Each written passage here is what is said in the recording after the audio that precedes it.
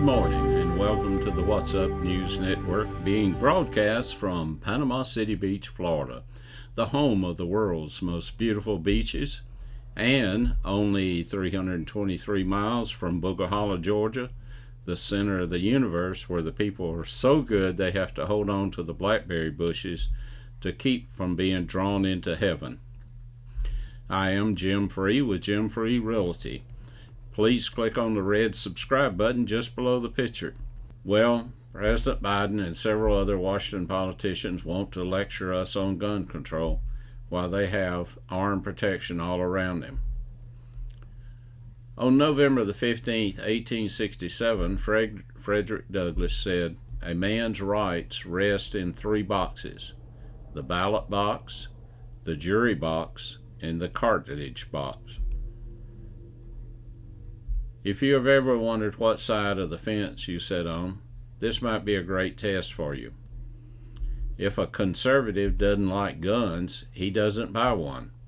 If a liberal doesn't like guns, he wants all guns outlawed. If a conservative is a vegetarian, he doesn't eat meat. If a liberal is a vegetarian, he wants all meat products banned for everyone. If a conservative is down and out, he thinks about how to better his situation. A liberal wonders who is going to take care of him. If a conservative doesn't like a talk show host, he switches channels. Liberals demand that they lose their job and shut them down. If a conservative is a non-believer, he doesn't go to church. A liberal non-believer wants any mention of God and Jesus silenced. If a conservative decides he needs health care, he goes about shopping for it, or may choose a job that provides it. A liberal demands that the rest of us pay for it. Now let's go to some Booger Holler stories.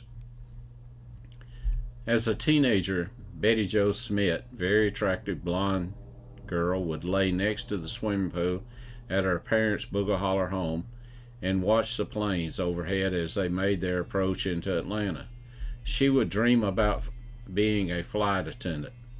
After finishing college, her dream came true. Betty Jo landed a job with Delta Airlines. She would fly to New York City in the morning and return to Atlanta in the afternoon.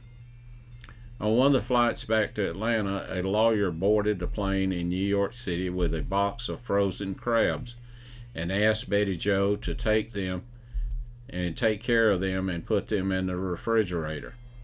She took the box and promised that she would do just that. She would put them in the crew's refrigerator.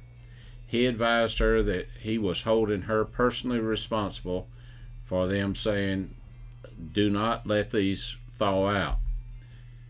He did this in a very haughty manner and said that he was a lawyer, and proceeded to rant at her about what would happen if she let them thaw out. Needless to say, Betty Jo was annoyed by his behavior. Shortly before landing in Atlanta, she used the intercom to announce to the entire cabin, "Would the lawyer who gave me the crabs in New York City please raise your hand?"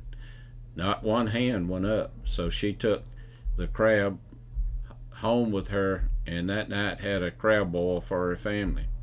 There are two lessons to learn from this. First, New York lawyers are not as smart as they think they are. And two, Booger Holler blondes are not as dumb as most folks think.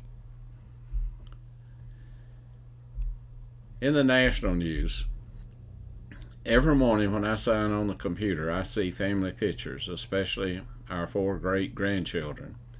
I see my law school diploma, and in the middle, I see the FBI National Academy diploma, which I received 49 years ago. I followed my dream to Quantico, Virginia, and had to leave my beautiful wife at home to take care of our 2 small children with practically no money to take care of them. This experience shaped my 37 years in law enforcement and started a love and respect of the FBI and the some 40,000 men and women that work there. The FBI is based on knowledge, courage, and integrity. It's like a three-legged stool. If you lose one leg, it will not stand. Many agents in leadership positions have lost their integrity. This is not the FBI that I know and respect. 2 years ago, I was invited back to the academy. The staff gave my wife and I a great tour, and it brought back a lot of great memories. I think they marveled that I was at the academy long before most of them were born. I often wear FBI NA shirts and have a tag on the front of my car with the NA emblem. Yesterday, my producer and Cajun buddy Billy Richard said you might not want to wear the shirts with the FBI emblem after the Mar-a-Lago raid. I had to fire back at him. Yeah, if Adam and Eve had been Cajuns, they would have eaten the snake instead of the apple and saved all of us a lot of trouble. There is no doubt that the FBI leadership has lost its way. The big question is, how deep does the rot go? I don't believe the organization is rotten to the core.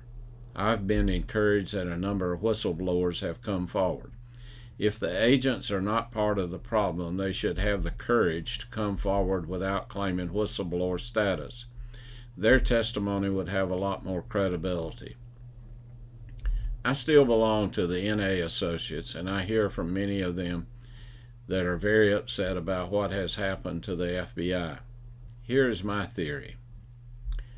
J. Edgar Hoover served as director from 1924 to 1972 when he passed away. Clarence Kelly served from 1973 to 1978. Judge William Webster served from 1978 to 1987. Judge William Sessions served from 1987 to 1993. Louis Freeh served from 1993 to 2001. Robert Mueller served from 2001 to 2013. Jim Comey served from 2013 to 2017. Chris Wray served from 2017 to the present. We've had 8 directors and 7 acting directors. Clarence Kelly, who took the office right after J. Edgar Hoover died, is the only director that came through the ranks of the FBI. Louis Freeh was an FBI agent prior to working for the Justice Department. All these other directors came from the Justice Department. If there is any federal agency that is rotten to the core, in my opinion, it would be the Justice Department. To make matters worse, the Justice Department is over the FBI, ATF, DEA, Firearms Explosives, Bureau of Prisons, and several other smaller departments.